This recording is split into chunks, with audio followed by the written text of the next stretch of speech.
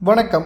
வெற்றி வெற்றி அதிமுகவின் எம்எல்ஏக்கள் வெற்றி அதிர்ச்சியில் எடப்பாடி பழனிசாமி அவர்கள். நண்பர்களே, இந்த வீடியோவிற்கு ஒரே ஒரு லைக் மற்றும் சப்ஸ்கிரைப் பண்ணிருங்க.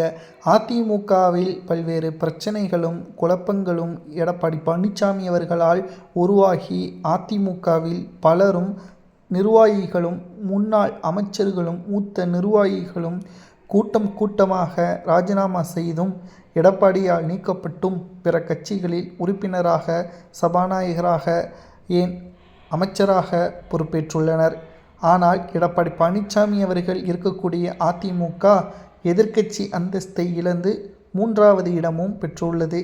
இனியும் இதுபோன்ற தவறுகள் நடக்கக்கூடாது என்பதற்காக தேர்தல் ஆணையத்தில் 1/3 நிர்வாகிகள் ஆதரவு இருந்தால் பொதுக்குழுவை, செயற்குழுவை கூட்டலாம்.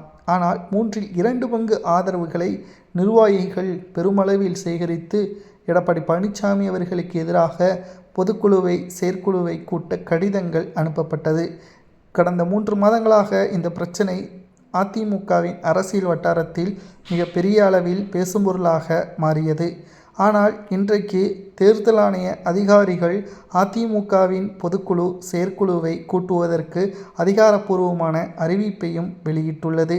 இதனால் அதிமுகவின் எடப்பாடி பழனிசாமிற்கு எதிராக இருக்கக்கூடிய சட்டமன்ற உறுப்பினர்கள், அதாவது எம்எல்ஏக்கள், மாவட்ட செயலாளர்கள், தென் மாவட்ட கிளை நிர்வாகிகள் மற்றும் உறுப்பினர்கள் பெரும்பான்மையானோர் எடப்பாடிக்கு எதிராக இருப்பதால் அதிமுகவில் பல்வேறு குழப்பங்களும் எடப்பாடி பழனிசாமியால் உருவாக்கப்பட்டது. இன்னும் ஒரு சில வாரங்களில் பொதுக்குழு, செயற்குழு கூட்டப்பட்டால் நிச்சயம் எடப்பாடி பழனிசாமிக்கு எதிராகத்தான் நாங்கள் வாக்குகளை செலுத்துவோம். அதனால் அதிமுகவில் எடப்பாடி பழனிசாமி அவர்களது பொதுச்செயலாளர் பதவி முழுமையாக பறிபோகக்கூடிய சூழல் உருவாகும். அதிமுக இனி வெற்றியடைவதற்கான வாய்ப்பே கிடையாது என்ற தகவலையும் தற்பொழுது நம்மால் பார்க்க முடிகிறது. இனி அரசியல் வட்டாரத்தில் எடப்பாடி பழனிசாமி அவர்கள் ஒருபோதும் வெற்றியடையக்கூடிய வாய்ப்புகள் தமிழ்நாட்டில் கிடையாது. அவரை பொதுச்செயலாளராகவும் நாங்கள் ஏற்றுக்கொள்ளவில்லை. மக்கள் தலைவராகவும் எடப்பாடியை ஏற்றுக்கொள்ளவில்லை.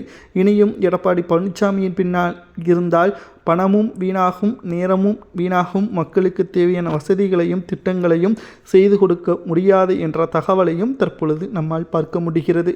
2026 சட்டசபை தேர்தலில் எடப்பாடி பழனிசாமி அவர்கள் செய்த தவறுகளின் காரணமாக அதிமுகவில் பல்வேறு மோசமான ஒரு தோல்விகளை தழுவியது. ஓபிஎஸ்ஸின் பேச்சை கேட்காமல் நாங்கள் இந்த நிலைமைக்கு வந்துவிட்டோம். அன்றைக்கு ஓபிஎஸ் அவர்கள் கூறினார் எடப்பாடியை நம்ப வேண்டாம் என்று. ஆனால் நாங்கள் அதை கேட்காமல் போனதுதான் இன்றைக்கு நாங்கள் எதிர்க்கட்சி அந்தஸ்தையும் இழந்துவிட்டோம் என்று நிர்வாகிகள் கூறுவது சரியா தவறா என்பதை கமெண்ட் வாயிலாக கூறுங்கள்.